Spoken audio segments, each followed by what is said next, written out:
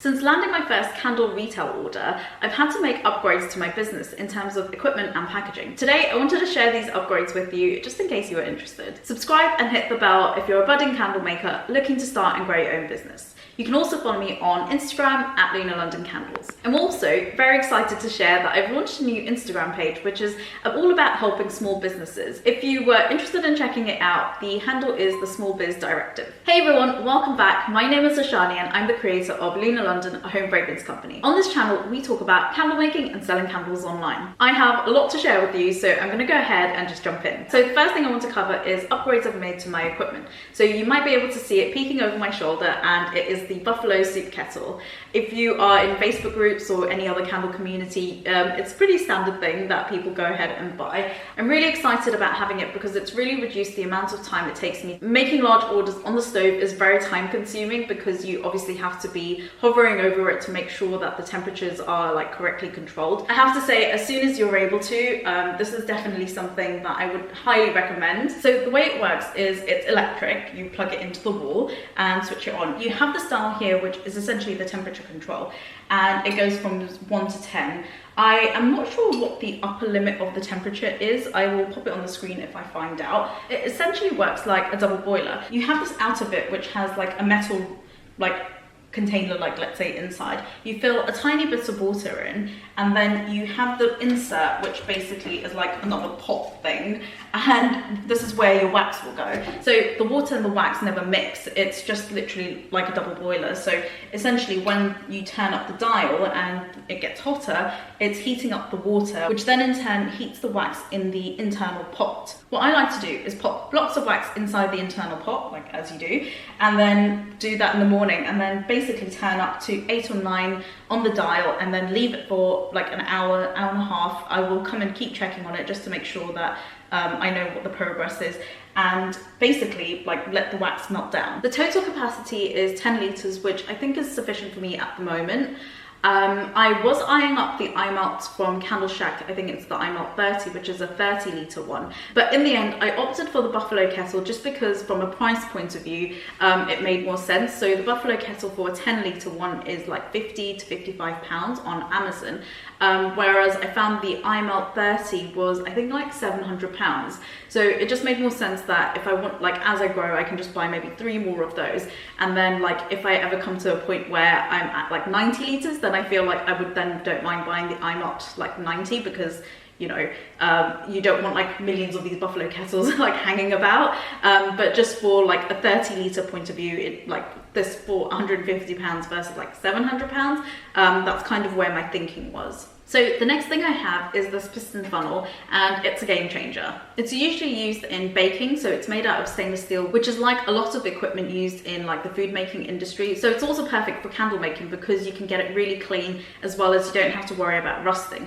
But if you've never seen one, it's basically a funnel, but it has a little stopper. So you have this lever here, and then if you just you can control the flow of the wax. So the way I would do it is still use my wax melting pot, my standard wax melting pot, mix my wax and my fragrance oil in that pot, and then transfer it into here. The full capacity of this is 1 litre, but I would say I go a bit under. I fill in 800 grams of the wax fragrance oil blend, which is basically 4 candles worth, or 4 30 centilitre candles worth of mixture, let's say, in this funnel. So I can pour 4 candles at a time, which is definitely a game changer. It's so much quicker and also a lot neater because you can really direct the flow. You can see it goes in really narrow like any funnel, but it means that I can go right into the candle jar and not worry about splashing everywhere.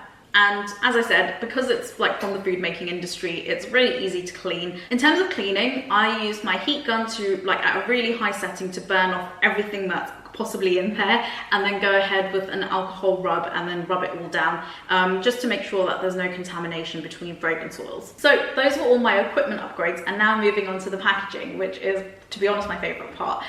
So the first thing I have here are retail boxes for my Zodiac collection. So since getting this retail order, they wanted everything in boxes, which makes sense because it's like, I guess in a shop. And this is my box, and I've had to basically get one for each zodiac sign, so it was for 12 different variations, and it was really scary to do because it was expensive. I think it cost me like £2,500 in total, which is like super scary, but I definitely think it is a good upgrade in the sense that it just looks more professional, I think. I would like to get boxes for all of my collections, but it will definitely be something I will do a lot more at a slower pace. Unless I get bulk orders for the other collections, I probably will try and do it in phases.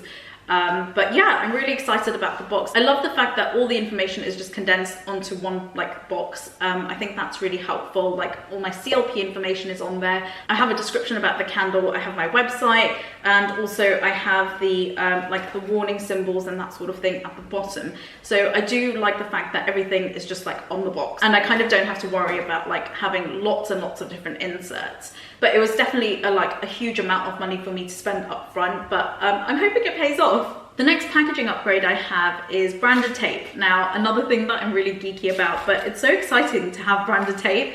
I got mine from Noissue, and I have to say it's just like absolutely beautiful. I'm so pleased with how my logo looks on it. I just feel like it just adds something so much more special to my packaging. So it comes with a sponge which you wet, and you use the sponge to essentially activate the adhesive. So the bit that you stick down, the adhesive side is activated by water, which is quite cool because I've never tried that before. So once you've activated the adhesive, you can just go ahead and stick it down like as you would.